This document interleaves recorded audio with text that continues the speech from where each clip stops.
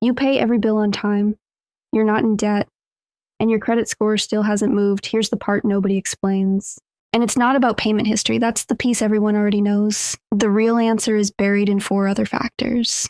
So today I'm breaking down the actual FICO formula, the real math your score is built on, and the one lever you can pull this week. Let's start with the myth. Most people think on-time payments are the whole game. Payment history is real. It's 35% of your score, but that means 65% is coming from somewhere else entirely. The single biggest hidden factor is credit utilization. It's 30% of your score, and almost nobody manages it correctly. Utilization is simple. It's how much of your available credit you're actually using at any given moment. Here's the rule. Most advice gets half right. Staying under 30% usage is okay. But under 10% is where your score really jumps. Let's put real numbers on it. If your credit limit is $1,000, staying under 30% means keeping your balance under $300. But to hit that 10% sweet spot, your balance needs to stay under $100 on that same card. Now here's what almost nobody tells you. Utilization isn't measured on your due date. It's measured on your statement closing date. That means you could pay your card off in full every month and still show high utilization because the snapshot was taken before you paid. Here's a real example. Say your statement closes on the 20th, but your bill isn't due until the 15th of next month. If you're carrying $800 on a $1,000 limit when the statement closes, that 80% utilization gets reported, even if you pay it all off before the due date. The fix is simple. Make a payment before your statement closing date, not just before your due date. This one timing change alone can move utilization-driven scores by 20 to 40 points within a single billing cycle. Okay, utilization covered. Let's move to the next big factor, length of credit history. That's 15% of your score. This is why closing your oldest credit card is almost always a mistake, even if you never use it anymore. Closing that card doesn't just remove a card, it shortens your average account age, which can drag your score down for years. If you're not using an old card, a better move is putting one small recurring charge on it, like a streaming subscription, and setting autopay.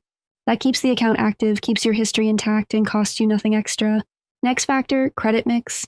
It's only 10% of your score, but it's one of the easiest to misunderstand.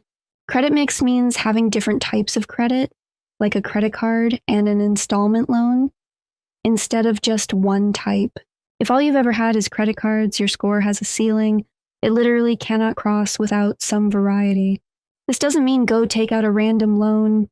It just means don't panic if your score plateaus and you only have cards. This is likely why. Last factor, new credit inquiries. Also 10% of your score, and it's the one people trigger by accident the most. Every time you apply for a new card or loan, the lender does a hard pull, and that can cost you a few points. One hard pull isn't a big deal. The problem is applying for 3 or 4 cards in a short window, which compounds fast. A good rule, space out applications by at least 6 months unless you have a specific reason not to. So that's the full formula. 35% payment history, 30% utilization, 15% length of history, 10% credit mix, 10% new inquiries. Now let's talk about why this actually matters in dollars, not just points. A 100-point difference in your credit score can change your mortgage interest rate by 0.5% or more.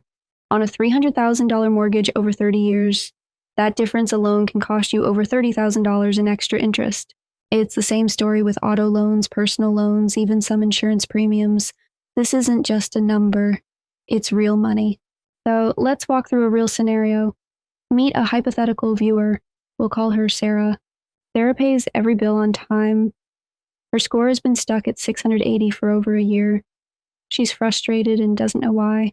Turns out Sarah has one credit card with a $2,000 limit, and she regularly carries a $1,400 balance. That's 70% utilization, we'll say.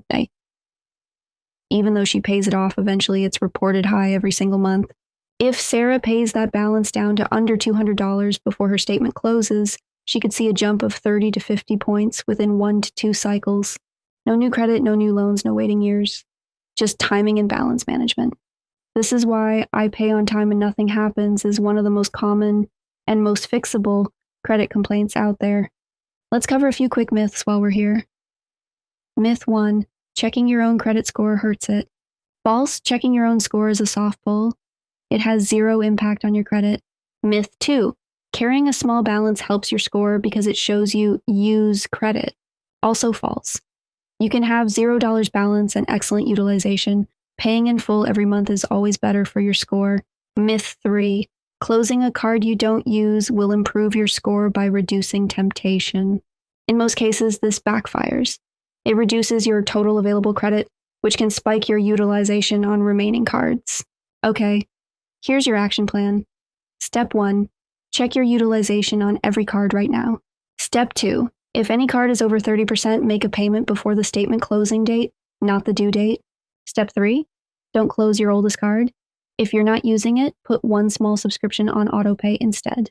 Step 4, space out new credit applications by at least 6 months unless there's a strong reason not to. Step 5, be patient. Utilization changes can show up within one billing cycle, but history-based factors take longer. None of this requires new debt, new loans, or waiting years to see a difference. It just requires knowing which 65% of the formula you've been ignoring. If this helped make sense of your score, that's exactly what this channel is for, breaking down the real numbers behind your money. Comment your current utilization percentage below, and I'll tell you honestly whether it's hurting your score. If you found this useful, hit subscribe. I'm covering credit cards, credit scores, and smart money moves every week. Next up, I'm breaking down balance transfers, how to use 0% interest offers the right way, without the trap that catches most people. That video goes live soon, so keep an eye out. Thanks for watching. I'll see you in the next one.